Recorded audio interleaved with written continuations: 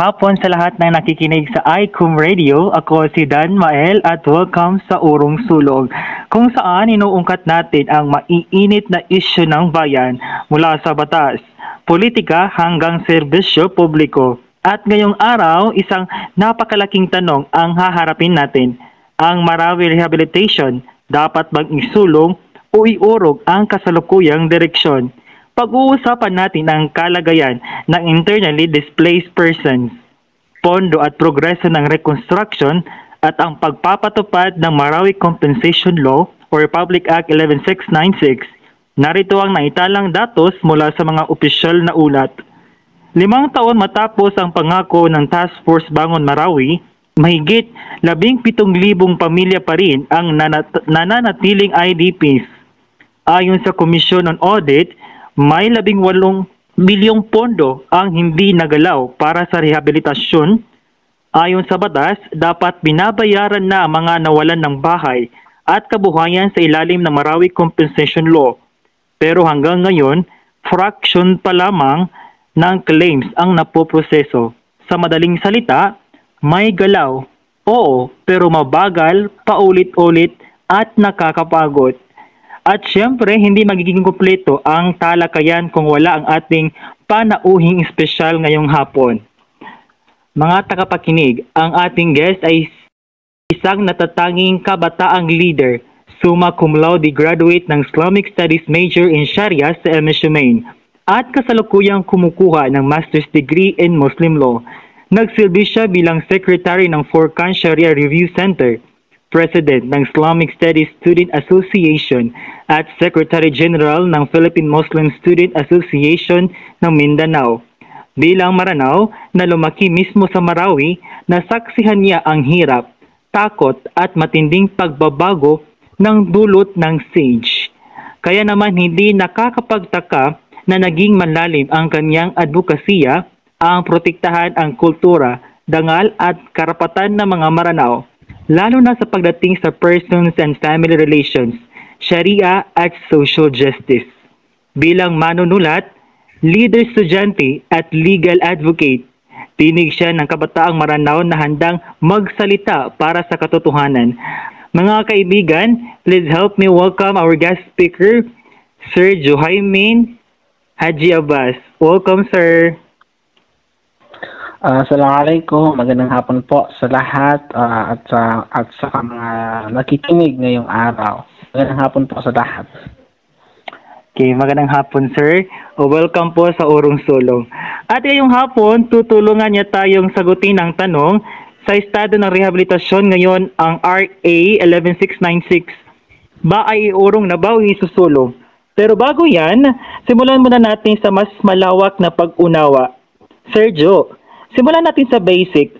Para sa listeners natin, paano po ba natin ipapaliwanag ang terminong IDP at ano ang pangunahing layunin ng RA 11696? Ano po ang mga karapatan ng IDPs sa ilalim ng batas? Hindi ito charity, tama? Hindi po ito charity. Una, kailangan na natin maintindihan kung ano nga ba ang IDP or internally displaced person. If titingnan mo sa diksyonaryo ang kahulugan displacement or itong internal displaced person, makikita natin na ang kahulugan is yan yung paglipat ng isang tao mula sa isang lugar patungo sa ibang lugar. Yun yung very general na definition. Sa physics naman, parehong concept ang ginagamit, no? Na displacement ay ang paglipat ng isang tao mula sa isang area patungo sa isang area. Now, itong displacement na pag-usapan natin, hindi po ito bagong konsepto. Dahil mula pa lamang sa paglikha ng mundo, mayroon tayong displacement na nangyari.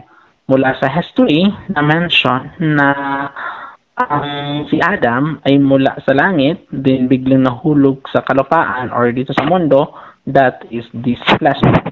No? Mula rin sa oras ng or panahon ng Prophet Muhammad sallallahu alaihi wasallam, yung mga Muslims dati sa Makkah ay nag-migrate sa Abasha or yung Rende Ethiopia, which is also another form of displacement. Now, hindi lang talaga yan bago kasi hindi lang siya bago kasi dati na yan na nararanasan ng mga tao. Now, for this context, pag sabihin natin internally displaced person, sila po yung mga resident ng Marawi City na biglang nakalikas or biglang nakalipat sa ibang lugar sa amang sulok ng Pilipinas or mga sulok ng mundo dahil sa Marawi Siege. So, ang RA 11696 ay ito yung isang batas na nailagda noong 13 ng April 2022. Ito ay isang batas na magbibigay ng ng compensation para sa mga nawala o di kay mga distracted na properties, yung mga nasirang properties at saka loss of life, mga walang buhay bilang resulta ng 2017 Marawi Siege at pagbibigay ng pondo para dito. Now, ang title ng batas na to ay Marawi Siege Victim Compensation Act of 2022.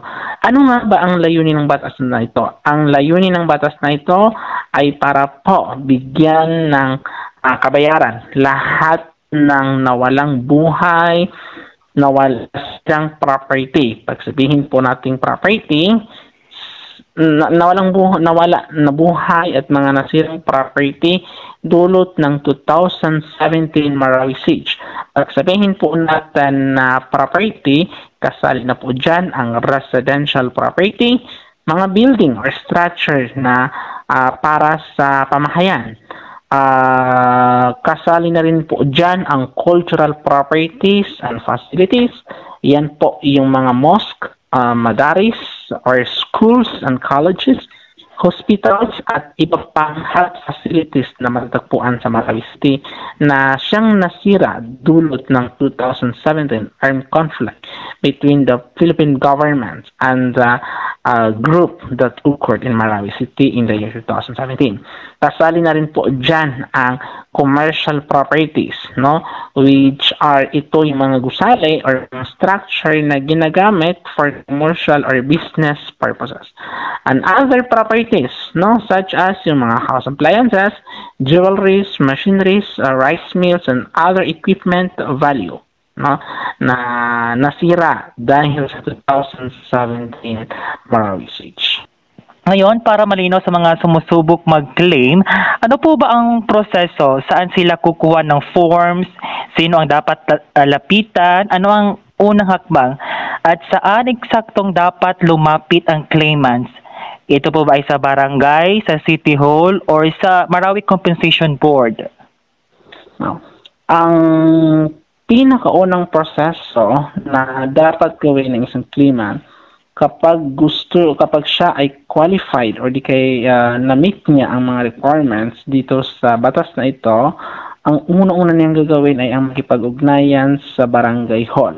Kasi ang barangay hall, si baryo, ang may alam ng mga nakalagayan ng kaniyang nasasakupan bago pa man magkaroon ng siege. May mga record po sila tulad ng number of population at saka ang mga structure na nasa kanilang pamunuan.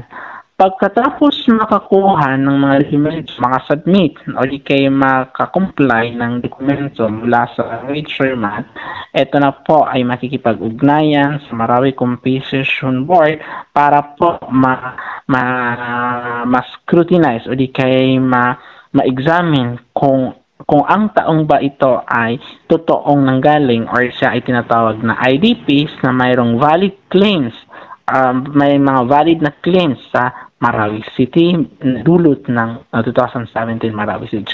Alam na natin bilang mga tao, hindi po maiiwasan na may mga taong namimiki rin ng mga papeles para na makasabay sa programa ng gobyerno. Pero kaya po makikipag-ugnayan sa barangay chairman or sa barangay kapitan kasi sila po ay isa rin sa magbibigay ng testimony o di kayo magsasaksi na ang isang taong ito ay totoong internally displaced person na dulot ng 2017 Marawi Siege. Pag nakapag-submit na po sa Marawi Compensation Board, napakarami pong aplikante or napakarami pong involved na tao na IDPs, kaya medyo mahina po ang process. Ayan po. Okay, ito ang madalas ireklamo, sir, ng ibang siguro yung mga nakapag-apply na. So, gaano daw katagal dapat maghintay ang claimants? So, yan po yung isa sa mga walang katiyakan na kasagutan. Kung ano ba talaga katagal katiyakan na time frame or haba ng panahon kung kailan tayo mag-aantay para po sa pag-compensate ng ating mga claims sa Marawi City. Ganito kasi yung nangyari dyan. Sa dinami-dami ng aplikante or ng claimants, no? At kada araw, limitado lang po yung kaya nating i-accommodate dahil din sa proseso na stricto na binibigay ng Marawi Compensation Board. Halimbawa, tulad ng pag-investigate sa mga nag-claim ng residential properties, no, na they have these properties before the siege of the Marawi. Yung properties nila, hindi po yan basta-basta masasabi nila na may properties sila. Kailangan po ng mga supporting document tulad ng titulo, mga deed of sale, o di kay paano nila yun nakuha. O di kaya naman, pag nandun na yung requirements, kailangan din po ng court intervention, no? Kasi yung lawyer na magpapatunay rin na para makatulong sa kanila na sa kanilang claim. So medyo di gaanon kabilis ang proseso natin. So kaya minsan natatagalan. So itong batas na to that was approved in 2022 and now naka 3 years na po tayo, no? Still maliit pa rin ang nabayaran natin. So kailangan lang po ng kunting pagtimpi para sa pag-aantay. Anyway, lahat po ng may record sa MCP, lahat po 'yan mababayaran. Ayan. Thank you, Sir Joe, sa maliwanag na explanation sa gaano katagal ang pag-release ng compensation. Okay, Sir Joe, ito na ang core question ng ating program dahil ang titulo ng ating program ay Urong Sulong. So sa tingin niyo, dapat na bang iurong ang batas na ito gayong may naririnig tayong mga reklamo na dahil matagal kasyo ang yung pag-release ng compensation. So ibig sabihin, dapat ba itong itigil, i-dispose or palitan dahil hindi na ito naabot ang pangakong bilis at ang saklaw? Bilang isang internally displaced person, kailangan po talaga natin magpasalamat na mayroon tayong RA 11696, no? Hindi po ito dapat itigil o di kay i-dispose o di kay palitan dahil ito ay nagbigay sa atin ng karapatan na makuha kung ano ang nawala sa atin. Hindi siya dapat itigil kasi mas mabuti naman na mayroon kaysa wala. Hindi rin po siya i-dispose kasi ito ay hindi pagpapabaliwala sa mga nawala sa atin. Halimbawa, hindi lang po structures ang binabayaran, pati ang mga buhay na nawala dulot ng 2017 Marawi Siege. Hindi naman ito pwedeng palitan kasi hindi po rin gaanon kadali ang pagpapasagawa ng batas sa Kongreso at pagpapa-implement ng batas. Kailangan lang po talaga natin mag-antay kasi po, base po yan sa mga schedule, depende rin po sa kung kailan kayo nag-submit ng papers sa MCB. Tandaan po, hindi po ganun karami ang na-accommodate per day, no? Kasi limited lang po ang makakayanan. Ang pwede lang po natin gawin na may suggest, no? Sana man lang para mapadali is magkaroon tayo ng full cooperation with the MCB. Halimbawa, mayroon silang ipapakuha sa atin na kailangan na dokumento para sa mamadali ang proseso, kailangan po natin yung makomply agad.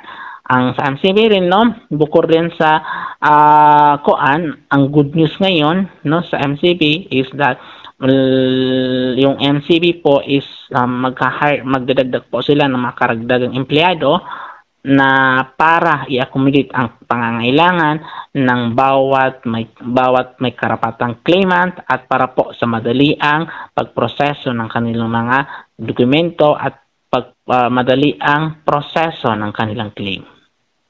Ayan. May kapangyarihan kang baguhin ang batas na ito para mas maging epektibo ang pagsasakatuparan or suggestion. Kaya lang po talaga nababagal ang pagpapakasakatuparan ng pag-implementa ng batas na ito dahil sa wala tayong full cooperation between the NCB and the complainant. Isa po yan sa mga nagpapapagbagal. Now, kung para po sa mabilisang pagpapakasatuparan nito, no, sana man lang lahat ng kilos natin, lahat ng transaction natin ay mayroon ding saligan o di kay record na traces. Halimbawa, tulad doon sa deed of sale, no? Doon sa deed of sale na maka-access tayo sa database na maaari natin makita agad kung ito ba ay tama or hindi. Para din doon sa mga claimants na minsan hindi rin nahahanap, sana rin, no? Yung mga alternative numbers na hahanapin natin is sana lagi natin sila na inform, lagi sila nakipag-coordinate sa atin. So yun lang po ata, no, yung mga possible na suggestion. Mapabilis ang aid ng teknolohiya para sa mabilisang pagproseso ng lahat ng ating claims. Ang pinaka dapat rin nating unawain at ibigay ay ang ating pagtitimpi o di kay malaking pasensya kasi lahat po rin tayo ay nag-aantay, lahat po ay mabibigyan. Wala pong may iwan dahil ito ay para po sa lahat ng qualified internally displaced person. The law recognizes your rights and your right will be served soon. Ayan po. Ayan po mga listeners. So dyan po nagtatapos ang ating tanong na iurong o isulong.